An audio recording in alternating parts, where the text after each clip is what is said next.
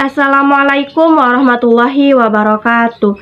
Saya dari kelompok 6A kelas 11 IPS 4 SMAN 1 Cibadak. Tujuan saya dan teman-teman membuat video ini adalah untuk memenuhi tugas kelompok, yaitu menceritakan latar belakang, kronologi, dan akhir perlawanan rakyat Bali terhadap Belanda. Perkenalkan, saya Dimas Darmawan akan menjelaskan latar belakang perlawanan rakyat Bali terhadap Belanda. Nama saya Desprita Aulia akan menjelaskan kronologi Puputan Jagaraga secara singkat. Saya Amanda Agustin. Saya akan menceritakan bagaimana akhir perlawanan rakyat Bali terhadap Belanda. Latar belakang perlawanan rakyat Bali diantaranya: 1. Belanda tidak menghormati adat istiadat Bali, yaitu hak tawan karang yang merupakan hak istimewa bagi setiap raja Bali untuk merampas dan menguasai setiap kapal yang terdampar di wilayah kerajaannya. 2. Saat itu, Belanda mencita-citakan perluasan wilayah kekuasaan Pax Nederlandika, kapal Belanda yang terdampar di Bali, dan saat itu sangat merugikan Belanda. 3. Pada tahun 1841, Belanda meminta hak tawan karang untuk dihapuskan. 4.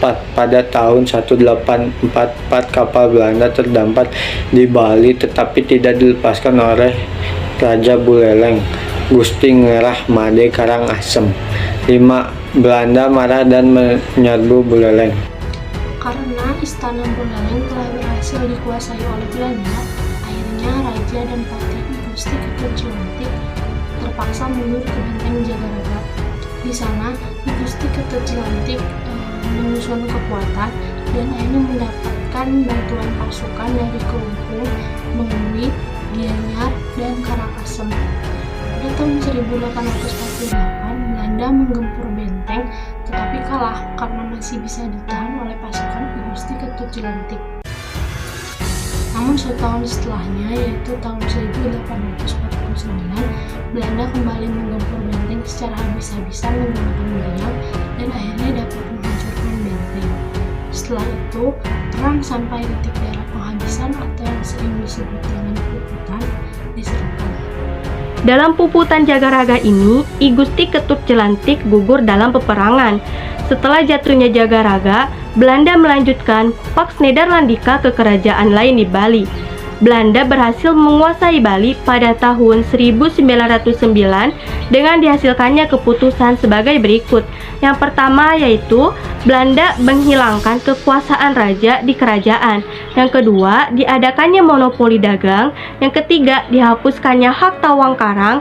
Dan yang terakhir atau yang keempat adalah dihapuskannya adat-adat yang dirasa pihak Belanda kurang pantas, seperti adat sute. Nah, itu tadi merupakan hasil kerja kelompok kami dalam menceritakan perlawanan rakyat Bali terhadap Belanda. Kurang lebihnya kami mohon maaf. Sekian dan terima kasih. Wassalamualaikum warahmatullahi wabarakatuh.